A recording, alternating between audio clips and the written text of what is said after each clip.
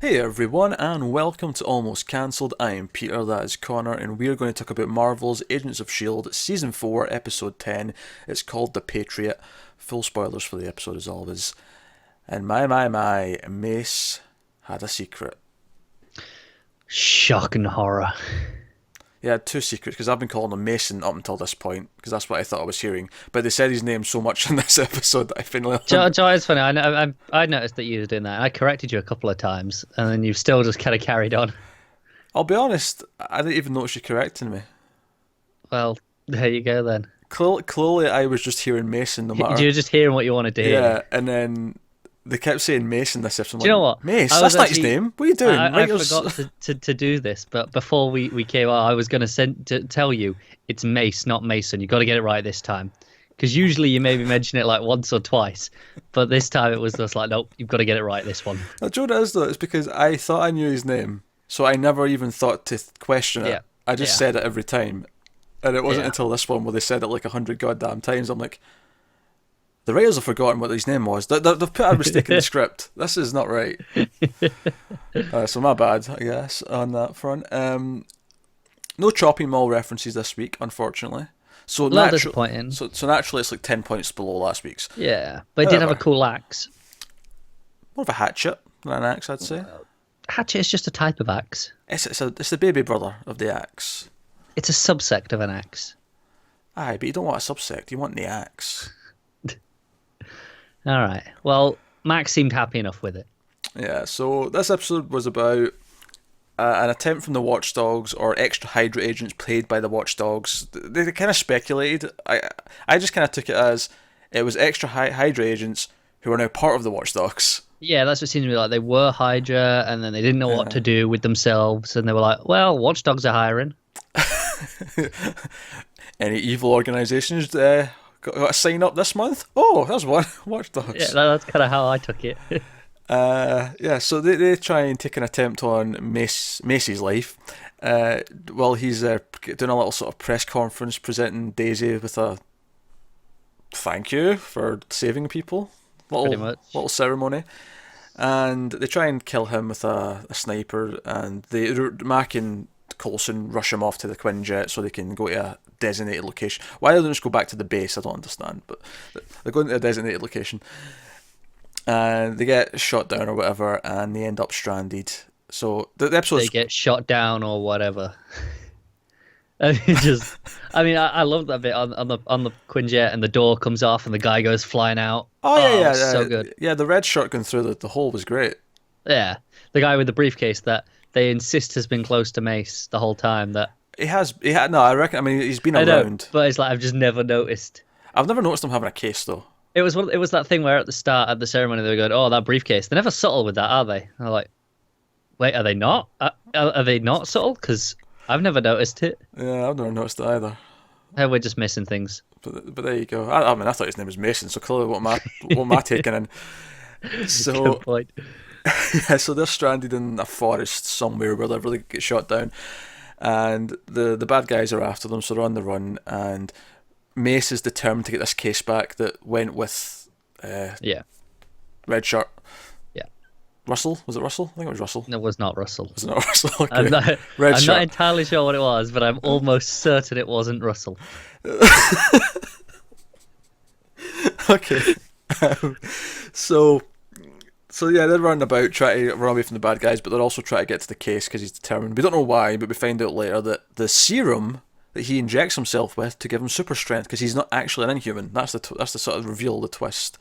Meanwhile, at base, everyone's trying to find him, but there's like a jammer. You know, one of the vans they've got, the villains is jamming the signal from getting out, so they can't find him, and that's kind of the main plot, and it leads to some fun action. Obviously, the big thing is the revelation that he's been hiding this secret, Yeah. and he's a bit of a phony in that sense. Hmm. And Even his big moment, the picture, yeah, yeah, was not what it was meant to be. he tripped. I love it. He tripped. Do you know what the best part about it is? I completely buy it. He has that look about him that, yeah, he probably did trip. Yeah, yeah. So Coulson being like, oh no, you can keep doing it. You know what? You're good at being the public face of this. You're good at doing the press. You're good at all that stuff. But make no mistake, I'm calling the shots. Yeah. That was good. Yeah, it very much feels like that we are grooming towards Sky taking over as the director's role. Because obviously they're still going to want an Inhuman. And while we know now, it's only a matter of time before this comes out to the public, and that's part of the story beat, surely. You'd imagine. So I can see that maybe being the end of the season, like the public finds out, and season 5 would be when we actually get. Yeah, that makes sense. It just makes sense to me that they're going to find out, so he'll have to step down. And then they'll still want an enhanced to fill the role. Yeah. By the way, I love Sky's theme, the Quake theme that plays. See when she so good when she bursts in. Yeah, her entrance when she bursts in, and the team comes in. I'm like, oh man, it's so good. I'm still pissed at the season 2 soundtrack for not having it, because the first time it ever played was when she came out of the cocoon, if you want to call it that, the after the Terrigen. And it's this big moment, and it plays slow motion as the rocks all flying off her, and it was like easily the highlight of the music of this entire season. Soundtrack for season 2, not there. Dick move. I know. Well, come on. I don't know if Bear McCreary is the one making those choices. It's not. It never is. Think it is. Nah, okay. No. I thought he might have control over that, but well, whoever made the choice, dick move. That's what I'm saying. Which reminds me, I need to check out the season 3 soundtrack, because there's some really good pieces in that season I want to listen to again. There was some good pieces in there. Yeah. But anyway, so yeah, she has a good entrance. I also really liked at the start when she jumps up, because we've seen her jump up before, but never from this perspective where we're already on the roof. And oh man, when she just lands on the guy. Yeah. I literally said out loud, oh shit, that was cool. Yeah, that's like proper superheroes going on there. Yeah. And the public all know it's Quake, which they've brought up in the last couple of episodes, but it's just this seeing them hold up the sign saying Quake. I was always expecting a Quake chant or something going on. Yeah. So, no, I'm liking all that advancement. Mace's reveal is pretty cool. I like that, because Coulson should be in charge, and we've had a little bit of fun with him not being able to call the shots, but now we can have him back in charge, but at the same time we still have Mace doing what he does. Yeah, and it's fun in that respect, because I like Mace as a character. I like what he's there for. I think I like him more now though. After this, I think it gives him a bit more depth. Like, because it was funny before. Maybe funny. Funny is not the right word. He was amusing before. Yeah. But now he actually has a little bit of depth, and because he has this dark secret. Well, maybe not dark secret, but he has this shameful secret, and because of that, he has something to prove. He has something to redeem himself. He's got an arc to work towards. Yeah, because even Coulson says, like, you wanted to make a difference. That's why you took this job, even if how you got here was a bit of a bumpy, treacherous road. The reason why you took this, and he's like, I wanted Inhumans to have the same rights as everyone else in the country. Yeah, that's the thing. Like, message. Yeah, he was lying, but he was always a good person trying to do the right thing, and he was never a bad director. He maybe sometimes made the wrong calls, but it was never more out of ignorance than malice.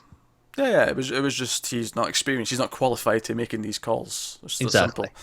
Whereas Coulson is. So no, that's good. The other subplot, of course, running throughout the episode was Radcliffe and May and Ada, and May waking up and being pissed. And probably my favorite... as soon as like they said, oh, she's in a spa or the hot coals, I knew exactly what the problem was. It's just too relaxing for me. What are you talking about? She doesn't believe it. My favourite moment of the episode, though, might have been Ada picking May up by the neck, and just how weak it looked, mate. Because, like, May's a really strong character. She's the best fighter. Yeah, we've spent 3.5 seasons building May up as the powerhouse of the team. Yeah, so having her picked up like that as if she's nothing was, like, such a cool shot, and it had so much riding on it, because we know May well enough that this is a big deal. Like, yeah. So it's the fact that even while she's held up by the neck, she still kicks away Radcliffe. Like, he's still useless in this situation. Yeah. Just sells how good she is while being kind of helpless with this super robot. Yeah, like she kind of should be. Yeah, so that's cool. But I'm really excited for when she finally gets out, and because she's going to be so pissed. I know, and the anger. It won't be the first time that this show's done it, but I'm looking forward to May versus May again. I'm looking forward to that. That's a good point, actually. That's the second time we've had a May doppelganger. I'm okay with it, though. because last time it led to some great fight scenes. Yeah, and what's interesting about this one is apparently LMD May has started a romance with Coulson, or at least the first inklings of one. Yeah, that'll be interesting for her to pick back up. How awkward is May going to feel when Coulson's giving her the eye? It's like, Phil, what are you doing? I will snap your neck. Yeah, it's gonna be fun. Yeah, so that's obviously LMD May at the end. She gets cut during the fight, and she can see that she's a robot inside, but she didn't know. She didn't know she was an android. And I love her acting there, where there's the realization of like, hang on, what's that? And then she realizes what it is, and it's like, maybe I'm not human. Yeah, and then it's like, what am I? Yeah. So, but it does a lot of good stuff this episode. Like throughout, you see her being worried about Phil, and you see all this stuff, and it really sets home the fact that A, she doesn't know, and B, whatever her programming is to emulate May, it came from May. Like Radcliffe's has clearly read her and put the data in her, so that she has a lot of the similar feelings and attitude and.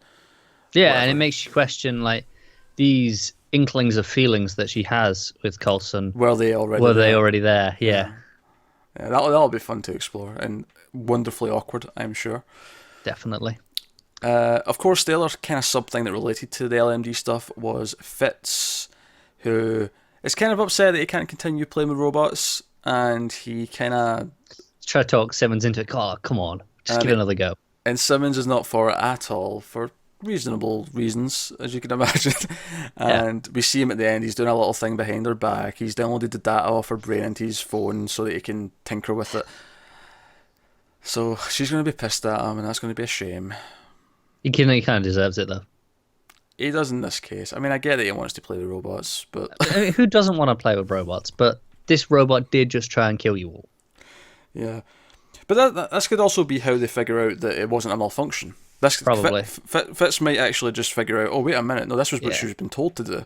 And I love that, like, from his perspective, he thinks he's being like a good person. Because obviously, he, as far as he is aware, she was alive. She was a person. Yeah. She was a conscious being. So he thinks he's trying to save someone's life, literally.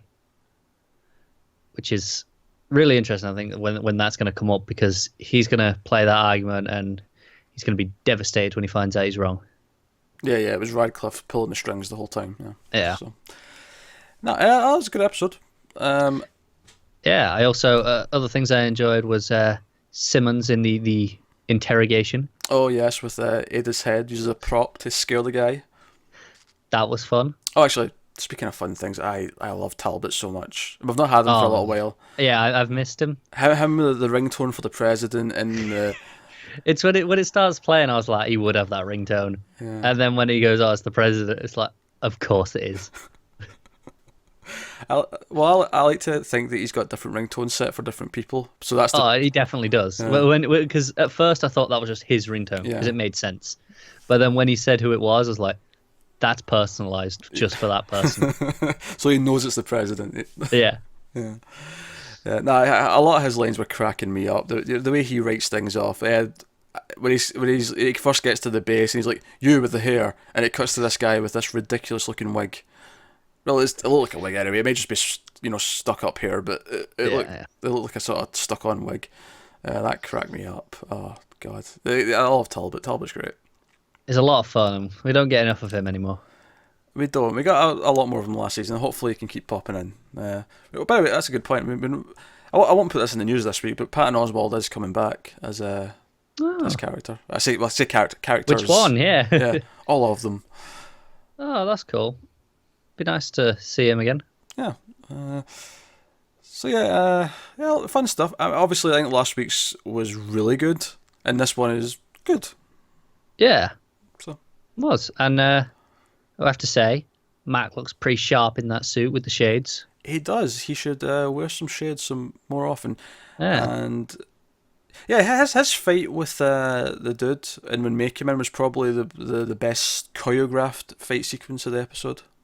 I agree, but I thought the editing of it was a little more jumpy than we sometimes get in the really good choreographed scenes in this show. Oh, I think that's fair. I think my point was that was the only time it got even that exciting. Like the fighting otherwise was kind of off camera. It was. Yeah, I feel like it was fine, but by this show's standards, I feel like we've had a lot better. Oh, we have. I think this is a case of, oh, we've got a big set piece planned next or 2 episodes from now. We're saving a little bit of money with this one, and Yeah, you had like all you really had was the slow motion kick. yeah, we had guns firing at each other, and then Coulson used his shield. There wasn't a lot of exciting action, and that's it. I suppose we had the guy gun out the plane, I suppose, which was fun, but It was. And that's the thing. It's not a detriment to it. It was still a very good episode and doing what it was meant to do. oh yeah, I didn't need anything else. It was about what it was about. Yeah, and I enjoyed it. Yeah, no, it was good. It was a solid episode. I'm enjoying this LMD storyline, and we never mentioned this last week, but I like that the opening title is switched to an LMD themed. Yeah, background. I remembered that I forgot to mention it as soon as Yeah. we finished, but then it's so cool. Yeah, it was when it came up again. I was like, oh yeah, I forgot. I liked this last week, and I like it again this week. Yeah. So that's pretty cool. I do feel like I'm already enjoying this arc more than Ghost Rider stuff. Like as a story in general, I think it interests me more. Yeah. I mean, I liked Robbie as Ghost Rider, but I think Eli and the ghosts were not as super interesting. Whereas this I like both sides of it. Yeah. It helps that the characters have been built, because this has been teased since the end of the last season, so they've been kind of building to it, which helps it. Yeah. So, no, that's episode 10 of Agents of S.H.I.E.L.D. Season 4. We will be back next week with episode 11. Let us know what you thought of this one in the comments below. Like and subscribe and all that stuff. It helps us out a lot. Thank you very much for watching, and we'll see you next time.